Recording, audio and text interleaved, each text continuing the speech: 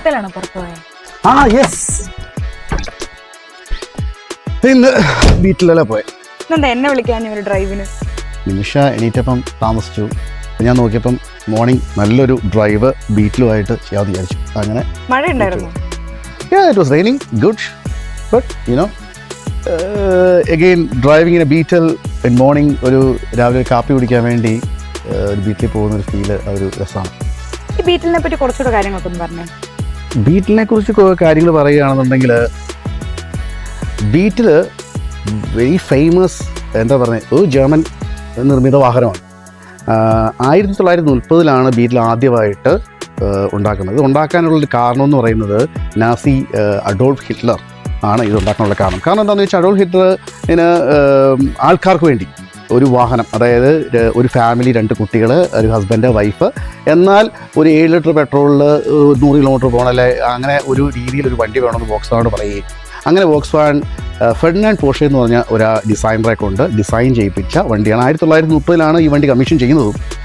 ഈ വണ്ടിയുടെ പ്രത്യേകത നിങ്ങൾ നോക്കിയാൽ അറിയാം. വണ്ടിയുടെ പൊക്കം എന്താ, നിമിഷയുടെ ഏകദേശമുള്ള സെയിം പൊക്കമല്ലേ. ദാറ്റ് മീൻസ് ഹിറ്റ്ലറിൻ്റെ പൊക്കത്തിലാണ് ബീറ്റിലുണ്ടാക്കിയെന്ന് പറയപ്പെടും. ഹിറ്റ്ലറാണ് ഇത് പീപ്പിൾസ് കാർ എന്നൊരു പേര് കൊടുത്തത്.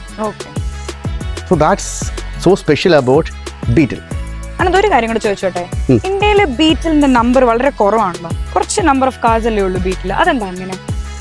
അത് ഒരു എന്നാ പറയുന്നത്, kindly we are unlucky people എന്ന് പറയുന്ന ഇന്ത്യൻസ്. എന്താണെന്ന് ചോദിച്ചാൽ, രാജീവ് ഗാന്ധിയാണോ ഇന്ദിരാഗാന്ധിയാണോ, ഇവരാരോ ഒരാൾ 1980s മുമ്പ് നമുക്കും ഈ പറഞ്ഞ പോലെ തന്നെ എക്കണോമിക്കലായിട്ടുള്ളൊരു വാഹനം വേണമെന്നുള്ളൊരു ആഗ്രഹം കൊണ്ട് വോക്സ്വാഗൻ കമ്പനിയെ കോണ്ടാക്ട് ചെയ്തു നമ്മുടെ അന്നത്തെ പ്രൈം മിനിസ്റ്റർ.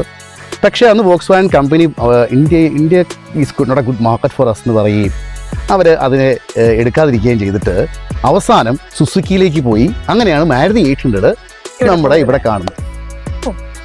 ആക്ച്വലി മാരുതി 800 പകരം ഈ ബീറ്റിലായിരുന്നു ഇവിടെ ഓടേണ്ടിയിരുന്നത്. അത് ഭയങ്കര അൺലക്കി ആയിട്ടൊരു കാര്യമായിരുന്നു. എക്സാക്ട്ലി ബട്ട് അത് അൺലക്കി എന്ന് നമുക്ക് പറയാമെങ്കിലും for me it's lucky. That's why I have this car. It's rare. Yes, it's rare. അല്ലാതെ ഇതിന്റെ ഷേപ്പ് ഒന്ന് നോക്കിക്കേ, ഇതൊരു ഇൻഫ്ലേറ്റഡ് എഗ് പോലില്ലേ, അതെന്താ അങ്ങനെ ഇരിക്കുന്നത്? It's not like an egg. Egg നല്ല ഇതിന് പറയുന്നത്. People calls a bug. Oh, bug. എവിടെ വെച്ചും ബീറ്റലിനെ വിളിക്കുന്നത്, വേൾഡ് വൈഡ് ബീറ്റലിനെ വിളിക്കുന്നത് ഇറ്റ്സ് എ ബഗ്. ഇപ്പം നമ്മൾ മെഴ്സിഡീസിനെ മേർക്കെന്നൊക്കെ വിളിക്കത്തില്ലേ, അതിനേക്കാൾ കുറച്ച് ബ്യൂട്ടിഫുൾ ആയിട്ട് ആൾക്കാർ ദ ബഗ് എന്നാണ് ബീറ്റിനെ വിളിക്കുന്നത്. എവിടെ ഡു ഹാവ് എ ബഗ് എന്ന് ചോദിച്ചു കഴിഞ്ഞാൽ, മറ്റേ ബഗ് അല്ല, ഈ ബഗിനെ കുറിച്ചായിരിക്കും ആൾക്കാർ ചോദിക്കുന്നത്. Especially in Germany or other European രാജ്യങ്ങളിലല്ല. ആനന്ദ്, ഇത് സ്റ്റാർട്ട് ചെയ്യുമ്പോൾ ഇതിന്റെ സൗണ്ട് ഫ്രണ്ടിൽ നിന്നാണ് ബാക്കിൽ നിന്നാണ് വരുന്നത്? എനിക്ക് ഭയങ്കര കൺഫ്യൂഷനാണ്. ഒബിയസ്ലി സാധാരണ ഒരു വണ്ടിയുടെ ബോണറ്റ് തുറക്കുമ്പം അല്ലെങ്കിൽ എഞ്ചിൻ റൂം കാണണമെന്ന് പറയുമ്പോൾ നമ്മൾ എന്താ ചെയ്യുക, അത് തുറന്ന് കാണിക്കും. ലുക്ക്, ഇവിടെ എഞ്ചിൻ ഇല്ല. ഇവിടെ പെട്രോൾ ടാങ്കും ഒരു സ്റ്റെപ്പിനി വീലുമാണ് ഇവിടെ വരുന്നത് സാധാരണ. You want to see the engine, it's on the back side. അതിന്റെ ലോജിക് എന്താണെന്ന് ചോദിച്ചാൽ, ഒന്നാമത്തെ കാര്യം വോക്സ്വാഗൻ ഡിസൈൻ ചെയ്തിരിക്കുന്നത്. പിന്നെ സാധാരണ വാഹനങ്ങളിൽ റേഡിയേറ്റർ അല്ലെങ്കിൽ വാട്ടർ കൂൾഡ് എഞ്ചിനുകളാണ് നമ്മൾ സാധാരണ ഇപ്പോഴത്തെ വാഹനങ്ങളിൽ പോലും കാണുന്നത്. റേഡിയേറ്ററിൻ്റെ അകത്ത് വെള്ളം ഒഴിച്ച് അങ്ങനെയാണ്, അല്ലെങ്കിൽ കൂളൻ്റ് ഒഴിച്ചാണ് ഉപയോഗിക്കുന്നത്. എന്നാൽ ഹിറ്റ്ലറിൻ്റെ ആവശ്യപ്രകാരം അന്നത്തെ കാലത്ത് ഈ വേൾഡ് വാർ 2 നടക്കുന്ന സമയത്ത് ഇതിൻ്റെ പ്രൊഡക്ഷൻ നിർത്തിവെച്ചു. ബീറ്റിലിൻ്റെ പ്രൊഡക്ഷൻ നിർത്തിവെച്ച് കഴിഞ്ഞപ്പം അന്ന് ഈ പറഞ്ഞ പോലെ ആൾക്കാർക്ക് കുടിക്കാൻ വെള്ളമില്ലാത്തൊരു കാലം. അങ്ങനൊരു കാലത്ത് ഒരു സ്റ്റോറിയാണ്. ഇതിനെക്കുറിച്ച് എനിക്ക് വ്യക്തമായ ആധികാരികതയൊന്നും ഞാൻ പറയുന്നില്ല, ചിലപ്പം ഒരുപക്ഷെ വ്യത്യാസമായിരിക്കും, പലരും പറഞ്ഞുള്ള അറിവാണ് എനിക്കിത്. ആൾക്കാർക്ക് കുടിക്കാൻ വെള്ളമില്ലാത്ത കാലത്ത് കാറിൽ വെള്ളം ഒഴിക്കാൻ പറ്റില്ല. അപ്പം വി നീഡ് റേഡിയേറ്റർ ഇല്ലാത്തൊരു വാഹനം വേണം.